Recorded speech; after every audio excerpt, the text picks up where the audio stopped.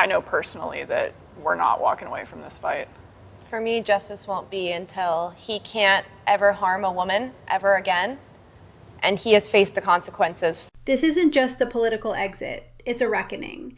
When the victims finally step into the light and say, justice is just the beginning, you know the walls are caving in. You need to see exactly how this house of cards collapsed. Did you push Swalwell to resign? Did you push Swalwell to resign? Member conversations that I've had will remain private. Why did you call for him publicly to resign, given these allegations? He's made the right decision.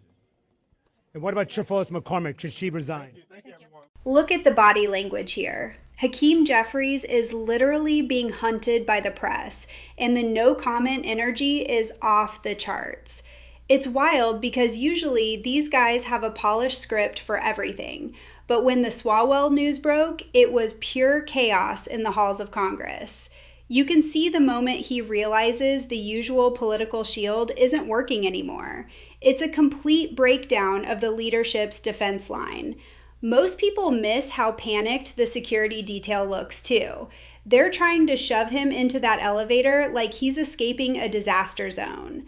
When you see a leader dodging basic questions about a colleague's resignation, it tells you everything you need to know about what was happening behind closed doors. They weren't just surprised, they were caught totally unprepared for the public to actually see the receipts this time around. This is what a political explosion looks like in real time. Last thing, should the American people be ready for more increased prices, especially at the gas tank, considering that this does not look like it's going to resolve very quickly as far as the Strait of Hormuz? Well, the president said, Brett, that yes, gas prices are higher. Yes, energy prices are higher. First of all, they're higher from a baseline where we've never had the terrible energy prices that we had of the last administration. So we come at this from a position of strength. But, Brett, absolutely, we know the American people are hurting. That's why that we're negotiating so aggressively to try to get the energy prices to come down. We're going to keep on working at it. I do think that we're in a place where we've accomplished our objectives. We can start to wind this thing down. I'd much rather wind this thing down with a big successful negotiation. But regardless, the president said this is not going to go on forever. That's never his intention. And I think because of that, the energy prices, while painful, are not going to be around forever. Okay, let's pivot because this JD Vance interview is actually massive for your wallet. He's sitting there with Bret Baier, and they aren't just talking theory. They're talking about the straight-up war on energy prices. Did you catch the part where he mentions the baseline energy strength? It's a complete shift in how the White House is framing the gas price crisis.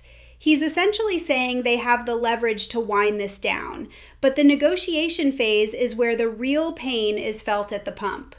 Look at his face when Baier grills him on whether prices will stay high forever.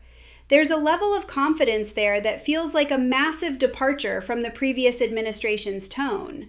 Whether you agree with him or not, the strategy here is clear. They're trying to stabilize the economy by resetting the energy baseline.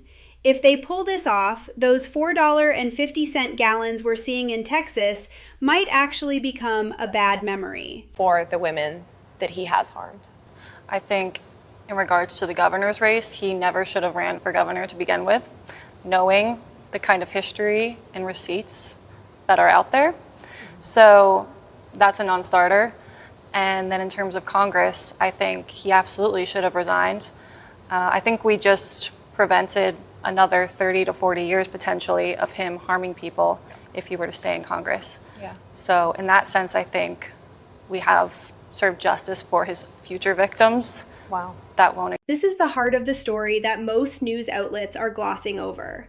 These women are saying that him leaving Congress is just a non-starter for actual justice. Think about that. Resigning from the most powerful body in the world is considered the bare minimum here. They're talking about preventing 30 to 40 years of potential harm. When you hear them talk about receipts, you realize this wasn't just a rumor. It was a documented history that the establishment tried to bury. The fact that they're showing their faces now, after the CNN interview where they stayed anonymous, shows a massive shift in power. They aren't scared anymore. This is a move toward total transparency that has DC absolutely terrified. You're watching the moment where the Whisper Network becomes a public scream, and it's effectively ending a career that many thought was untouchable just a few months ago. Of the United States, we deserve equal or greater value for our tax dollars. All right? Fair, Is it fair enough? yeah, I was going to say, fair to say you're mad. I mean, Mad? yeah. I am no longer a Democrat. I'm now a Libertarian Republican. Because that's what a blue dog Democrat used to be. Okay? Mm-hmm. It's called executing, being accountable, enforcing, respect, responsibility, and results. Knowing what your job description is. Delivering results. Unifying. Making this country great. The great brand we have, okay? Or we used to. Can we get it together, please? Yeah. Can we get it together, please? And you know what? When I ran for the governorship, I did because I couldn't find a candidate that was worthy to back. And I thought Eric had the goods. But he didn't tell the truth. Okay? Do you like any of these other options? Too early to tell. Okay? Too early to tell. I met them all. Wait, did you catch the specific phrasing Rick Caruso used? He's not just leaving the party, he's calling himself a Libertarian Republican. That is a huge signal to the donor class. He's basically saying the blue dog Democrat is extinct and the only place for accountability left is on the other side. This guy was a major force in California politics, and for him to say he thought Eric had the goods but was totally fooled, that's a massive blow to the party's vetting process. It's like watching a high-stakes divorce play out in public. He's talking about executing and being accountable, like he's running a Fortune 500 company, not a political campaign. When the people who write the checks start saying the brand is broken, you know a total rebranding is coming.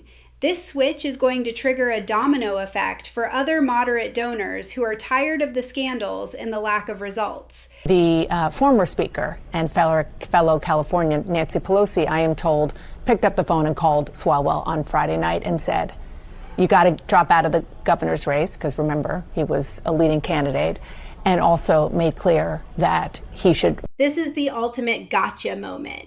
You just saw Pelosi earlier saying it was Swalwell's smart decision to resign, but then Dana Bash drops the hammer. Pelosi was the one who picked up the phone on a Friday night and told him it was over. The gap between the public narrative and the private reality here is wider than the Grand Canyon. It's a masterclass in political maneuvering. Pelosi is trying to protect the members from having to take a vote that would make their own scandals public, while Dana Bash is exposing that the decision was actually a forced exit. It really highlights the power of the California political establishment. They knew if they didn't cut him loose now, the Republicans would use that opposition research to tank the entire gubernatorial race. It's tactical, it's cold, and it's exactly how the game is played at the highest levels. Things are moving fast. Drop a comment with your take on the Trump accounts for newborns. Genius or too much? See you in the next one.